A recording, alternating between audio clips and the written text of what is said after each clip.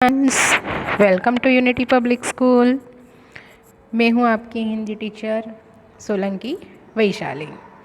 हम लोगों ने लास्ट पीरियड में देखा था वाक्य तथा वाक्य के प्रकार में पार्ट 2 वाक्य के घटक। सबने लिख दिया है ना? मैंने लिखने के लिए दिया था 94 नंबर का पेज। Very good. तो यहाँ पे हम लोगों ने उस दिन देखा था उद्देश्य, विधेय और वाक्य के प्रकार। वाक्य के मैंने आपको 8 प्रकार दिखाए थे। उसके अंदर हम लोगों ने 2 वाक्य के प्रकार की चर्चा की थी, विधेय विधानवाचक वाक्य और निषेधवाचक वाक्य। आज हम लोग आगे के प्रकार देखेंगे। तो 3rd नंबर का है प्रश्नवाचक वाक्य। प्रश्नवाचक वाक्य मतलब क्वेश्चन मार्क। तो यदि वाक्य में कोई प्रश्न किया जाए तो वह प्रश्नवाचक वाक्य कहलाता है। इस तरह के वाक्यों में क्या, कौन, कहाँ, कैसे, कब, क्यों, किस लिए आदि का प्रयोग होता है। जैसे कि इस नगरी का राजा कौन है? राजा का नाम क्या है? आप कहाँ रहते हैं? इसकी बकरी कैसे मरी? तुम ऐसी मशक क्यों बनाई? आप किस लिए वहाँ जाया करते हैं? इस सब के पीछे आप लोगों ने देखा क्वेश्चन मार्क है। और सब वाक्य के अंदर क्या दिया गया है? कौन, क्या, कहाँ, कैसे, क्यों, वहाँ। कई सारे ऐसे हो गए हैं जिससे हम लोग क्वेश्चन बना सकते हैं। 4th नंबर का है विस्मयवादी वाचक वाक्य। यदि वाक्य में विस्मय, शोक, हर्ष, घृणा, खुशी आदि का भाव अभिव्यक्त हो तो उसे विस्मयवादी वाचक वाक्य कहा जाता है। जैसे कि अरे इतना सुंदर गुलमर्ग, ओह यह क्या हो गया, वाह कितना सुंदर घर। क्या हुआ यहाँ पे? सोचने वाले अरे रुक जाते हैं, इतना सुंदर गुलमर्ग, ओह। कई बार हम लोग किसी को बोलते ना शिट क्या हो गया, वैसे ही यहाँ पे अरे ओह जैसे वाक्य, जैसे कि कहीं पे हमें खुशी दिखाई देती है, कहीं पे हम लोग को दर्द होता है, कहीं पे हम लोग को विस्मय होता है, कहीं पे हमें घृणा होती है, खुशी होती है, वो हम जो व्यक्त करते हैं उसे विस्मयवादी वाचक वाक्य कहते हैं। 5th नंबर है इच्छावाचक वाक्य। जिस वाक्य में वक्ता की इच्छा, आशा, शुभकामना या साप आदि अभिव्यक्त हो उसे इच्छावाचक वाक्य कहा जाता है। जैसे कि आपकी यात्रा मंगलमय हो, गुरुजी आ जाए तो अच्छा हो, भगवान करे तुम सफल हो, जा तुझे नरक में भी जगह न मिलेगी। यानी कि यहीं पे हमने क्या फर्स्ट में आपकी यात्रा मंगलमय हो, हमने शुभकामना दी, उसे शुभेच्छा हमने दी। ऐसे कई सारे जो या फिर किसी को हम लोग शाप देते हैं, कोई हमारा बुरा करते हैं तो हम बोलते हैं ना जा तेरे साथ ये हो जाए वो हो जाए, तुझे तो नरक में भी जगह नहीं मिलेगी। कई बार हम लोग ऐसे वाक्य बोलते हैं। 6 नंबर है संदेहवाचक वाक्य। जिस वाक्य में किसी कार्य के होने में संदेह या संभावना का बोध हो उसे संदेहवाचक वाक्य कहते हैं। संभवतः आज वर्षा होगी, यानी कि आज वर्षा होगी, वो फिक्स नहीं है लेकिन शायद हो सकती है, संभावना है ऐसी। कई बार हम लोगों ने किसी को देखा है, उसको देखते हैं लेकिन उसका नाम हमें याद नहीं आता है, तभी हम बोलते लगता है मैंने इस व्यक्ति को कहीं देखा है, अब तक वह सो गया होगा। ये सारे जो है वो संदेहवाचक है। 7 नंबर है संकेतवाचक वाक्य। जिस वाक्य में एक क्रिया का होना दूसरे पर निर्भर करे अथवा एक कार्य का संकेत दूसरे कार्य से मिले उसे संकेतवाचक वाक्य कहते हैं।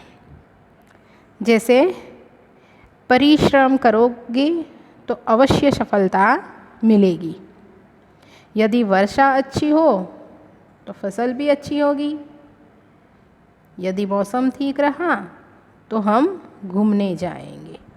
संकेत किसी चीज़ का, हमें भी कहते हैं ना, अगर जो मेरी मैंने इतना परिश्रम किया है तो मुझे सफलता मिलेगी ही मिलेगी। आप लोग एक बना, मैं 98% लाऊंगी लाऊंगी लाऊंगी, मैंने इतनी मेहनत की है तो मैं लाऊंगी, मुझे मिलेगी सफलता।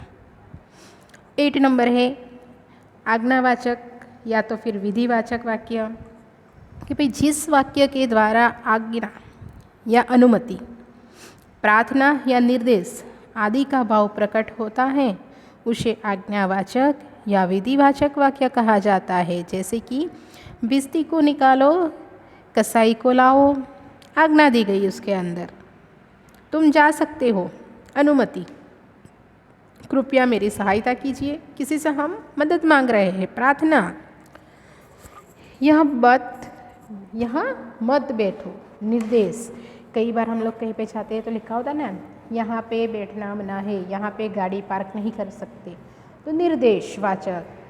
तो ये थे हमारा जो है वो है वाक्य के प्रकार, यहाँ पे हमारे ख़त्म हुए।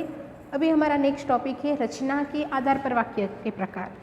अभी रचना या स्वरूप की दृष्टि से वाक्य के 3 प्रकार होते हैं, सरल या साधारण वाक्य, संयुक्त वाक्य और मिश्र वाक्य। अभी सरल या साधारण वाक्य किसे कहते हैं? तो भाई जिस वाक्य में एक उद्देश्य और एक ही विधेय हो उसे सरल या साधारण वाक्य कहते हैं। जैसे पिताजी पार्क में बैठे हैं, विधान में पिताजी उद्देश्य है और पार्क में बैठे हैं वह विधेय है।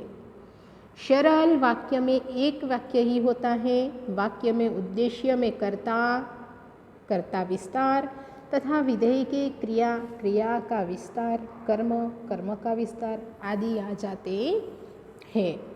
जैसे कि भार्गव ने पढ़ा, उसके अंदर कर्ता भी है और क्रिया भी है।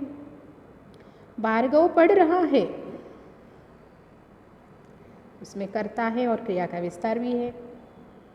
पड़ोस में रहने वाला भार्गव पढ़ रहा है, विस्तार भी है, कर्ता क्रिया भी है और विस्तार भी है, क्रिया विस्तार भी है। भार्गव ने पुस्तक पढ़ी, कर्ता कर्म क्रिया। भार्गव ने पिताजी को पुस्तक दी, इसके अंदर भी कर्ता कर्म और कर्म क्रिया है। भार्गव ने अपने प्रिय मित्र को कहानी की पुस्तक दी, अभी इसके अंदर कितने हुए? कर्ता और कर्म का विस्तार है, कर्म और कर्म का विस्तार है और कर्म और क्रिया है। अब मैंने आपको आगे के वो दिखाया था ना एक पुस्तक फर्स्ट दिन ही, जिसके अंदर मैंने आपको कर्ता विस्तार, जैसे हमने वो सचिन वाला देखा था कि सचिन आपके स्कूल आ रहा है वाला, उसी तरह यहाँ पे भी ये सारे के अंदर ये इतने सारे कर्ता विस्तार वो सब कुछ है। सेकंड है हमारा संयुक्त वाक्य, जिसे सुनने में ही लगता है ना संयुक्त में यानी कि जोड़ना। तो जिस वाक्य में 2 उपवाक्य किसी समुच्चय बोधक योजक अव्यय से जुड़े होते हैं उसे संयुक्त वाक्य कहते हैं। जैसे मैं पढ़ रहा हूँ और तुम लिख रहे हो, वाक्य में 2 उपवाक्य है एवं और समुच्चय बोधक अव्यय से जुड़े हैं, अतः निर्देशित विधान संयुक्त वाक्य है। संयुक्त वाक्य के अंतर्गत जितने उपवाक्य होते हैं वे स्वतंत्र होते हैं। तो फर्स्ट हम एग्जाम्पल देखेंगे, तो मैं हूँ सत्यकेतु और पत्नी है कामना। आपको सत्य बोलना चाहिए परंतु वह अप्रिय न हो। तुम नहीं जा सके तो बेटे को भेज दो देते। साल भर का खाता बंद करना है अतः विवरण शीघ्र भेजिए। कभी कभी संयुक्त वाक्यों में समुच्चय बोधक अव्यय का लोप भी कर दिया जाता है। जैसे दुनिया में रहने वाले रहेंगे, जाने वाले चले जाएंगे। यहाँ पे क्या हुआ? और का लोप हो गया। क्या सोचा था, क्या हो गया? पर का लोप हुआ। काम किया है, पैसा तो लूँगा ही, इसलिए ये जो यहाँ पे निकाले गए वो बीच में आने वाले वाक्य है। लास्ट में नहीं है ना, काम किया है इसलिए पैसा तो लूँगा, लेकिन इसलिए निकाल दिया, उसका लोप कर दिया है। और थर्ड हमारा है मिश्र वाक्य। मिश्र वाक्य मीन्स सभी वाक्यों का जुड़ना, मिक्स वाक्य। जिस वाक्य की रचना एक से अधिक ऐसे उपवाक्यों से हुई हो जिससे एक प्रधान तथा अन्य वाक्य गौण हो उसे मिश्र वाक्य कहते हैं।